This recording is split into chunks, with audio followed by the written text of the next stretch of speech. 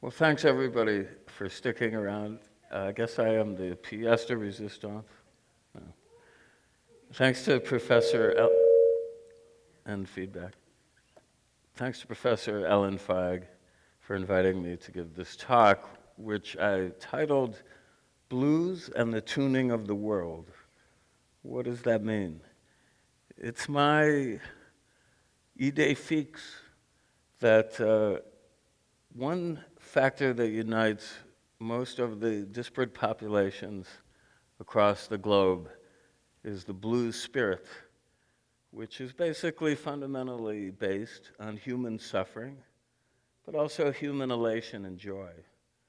I once said in a newspaper interview that the voice of God speaks through a bent note. And one thing that you would find common to music from all over the world is the expression of a human voice, either wailing in sorrow or howling in ecstasy. And you could examine music from China, for instance. I'm going to play a little bit of Chinese arrangements in a while.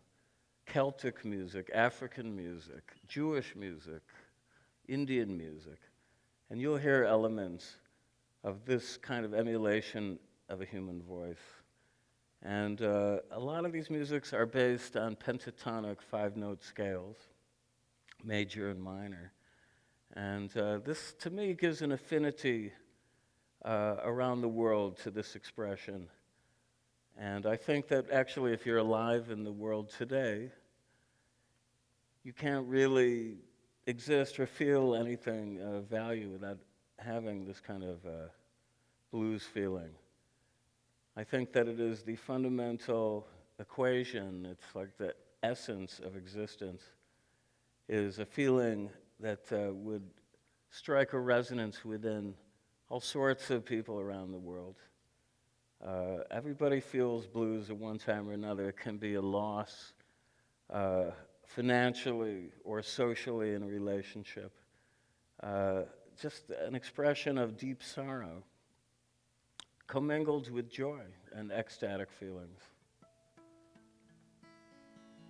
And I will play some examples from some of the music that I've worked with over the years. I put out about 20 albums, at least, since I began really making records in 1990. And there are multiple genre albums. Some people would classify what I do as jazz music.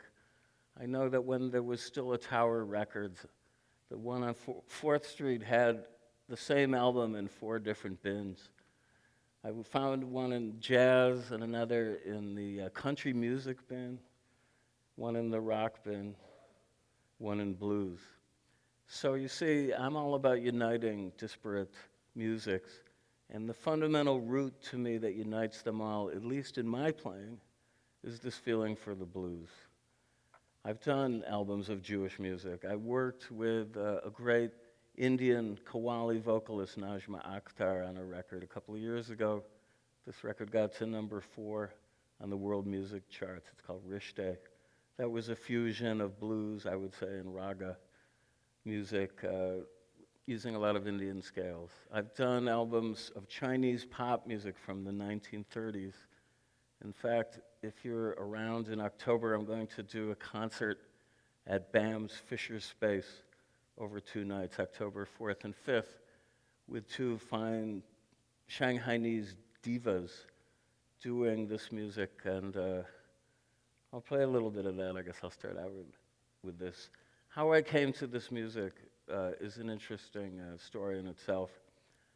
When I was a youngster, well, not that young, but in my early 20s, I lived for about 2 years in Taipei, Taiwan, and played music in clubs over there with Chinese musicians. This was fundamentally rock and blues music as we know it traditionally. And I fell in love with a Chinese woman who was over there studying Chinese opera. She was a Chinese opera singer, and she was also studying the erhu, which is a 2-string instrument that they use primarily in Chinese opera. And she had cassettes with her of this fantastic music that emanated from Shanghai, mainly in the 30s, but also into the 40s. And the two main proponents are two film divas. There was a thriving film industry in Shanghai. Zhou Xuan and Bai Guang, very different style singers.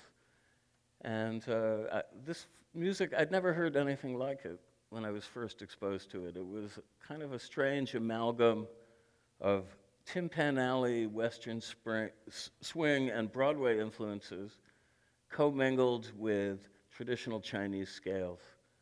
And I really grew to love it. It was one of the most gorgeous hybrid musics I've ever heard. So I was asked in the 90s, after I moved back to the States, I was asked to arrange some of this music for my best friend's wedding. He was a guy I went to Yale University with. He was marrying his Chinese sweetheart, Caucasian guy. And as a wedding gift, he encouraged me to arrange 3 of these songs. And they were a big hit at the big wedding in Chinatown. And I started to play them in my concerts all over Europe. And they caught on. I put them on a record of mine that came out in '95 called Evangeline. And the critics also went for this. Then I was commissioned to do a whole album of this music. And it may be my best-selling album. You know, there's something about the music that remains very lyrical and fresh. And my own approach to it was to use a traditional U.S. blues tuning, hence the title, Blues and the Tuning of the World. And in this format on guitar, I tune to an open chord. Here, this is an open A chord, right? If you know guitar standard tuning, it would be this chord right here. But now I've tuned all these open strings to get a drone effect. And a lot of my music is based on open tunings. I find that you can come up with very unusual harmonic interpretations of all sorts of things, original music as well, of course. And it really lent itself, this tuning, to the Chinese. Now, it's a traditional blues tuning. Here's an example of some music by Captain Beefheart and the Magic Band. I don't know if that rings a bell to you. My very first big-time professional appearance in the world with a rock band was with Captain Beefheart. His real name was Don Van Vliet. And he was an associate of Frank Zappa's. I'm sure the name Zappa is probably familiar to you. I hope it is. I don't know. There's a lot of gaps I find with some younger people when I mention these names, and even some older people. I mean, they were both on the cutting edge, let's put it this way, of rock music, experimental music. And anyway, Beefheart's music particularly was blues-based. So the very first song on the first Captain Beefheart album, Safe as Milk, goes like this.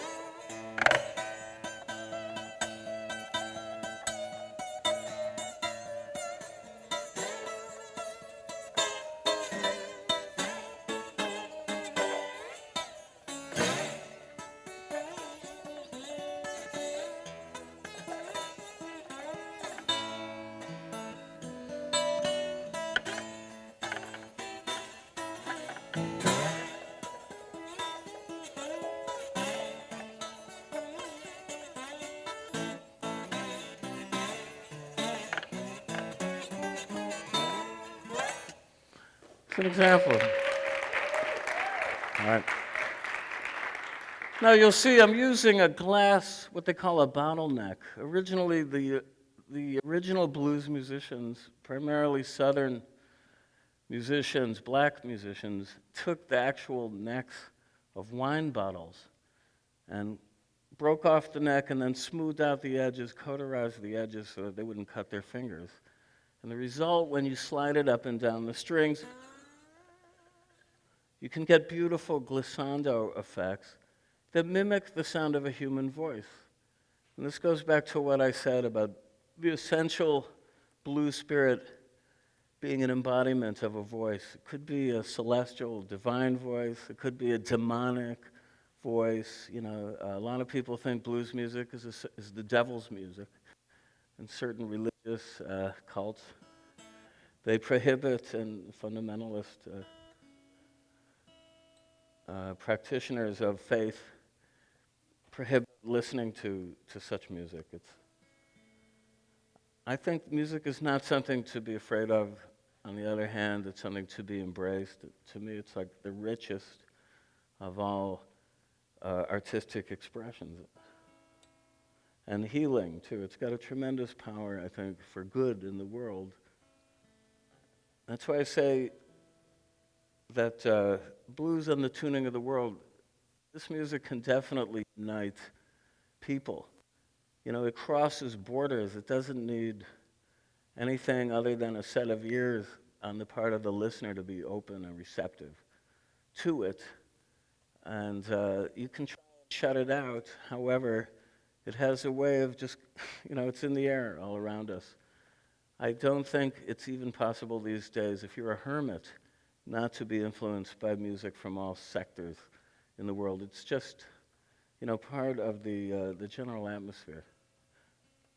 Now, there's some people who've espoused the theory that what happened in Eastern Europe, beginning in the late 60s, after the repressive attempts by the Soviet Union to clamp down on freedom of expression in places like the Czech Republic, for instance, with their Prague Spring of 1968, resulting in Russian tanks coming in to crush the spirit of rebellion, that a lot of the spirit was a Dionysic spirit expressed manifestly in music of a samizdat nature. In other words, it was underground music that was passed around on cassette, primarily of people like Frank Zappa and Captain Beefheart, the Velvet Underground. This kind of music inspired a whole generation of rebellious people because they heard this music and they knew there was an alternative to the bland uniformity and conformity of state-approved music. I knew musicians. I work in Eastern Europe quite a bit. I'm actually of Bohemian and Polish descent on both sides of the family. And there were musicians I met who had to have all the lyrics to their songs vetted by state censors to make sure that they were safe for human consumption. You see, that there was nothing too outrageous or rebellious, or something that might inspire an insurrection.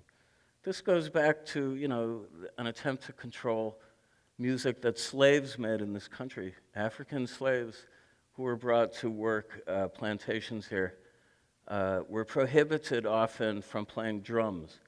And why that is because they were able, at least the theory went, to pass messages to people hearing the drum beats that could inspire, you know, some sort of slave rebellions.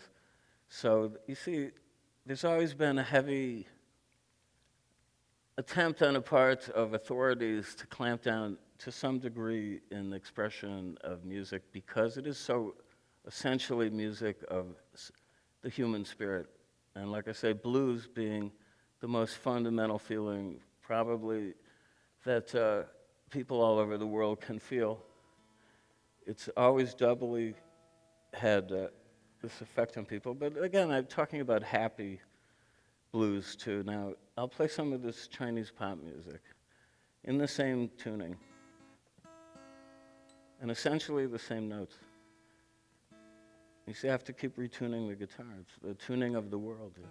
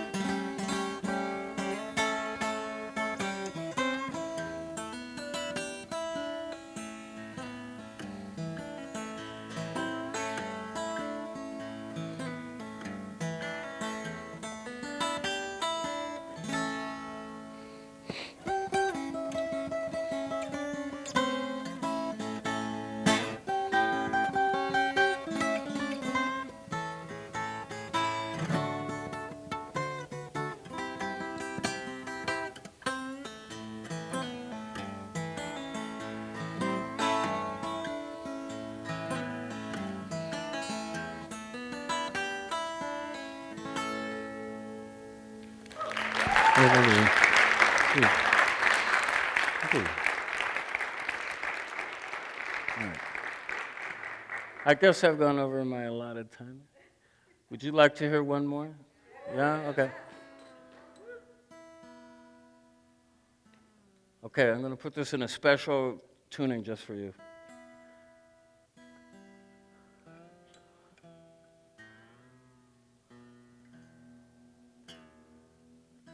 I was talking to my friend Gib, who was kind enough to drive me here and roadie for me today,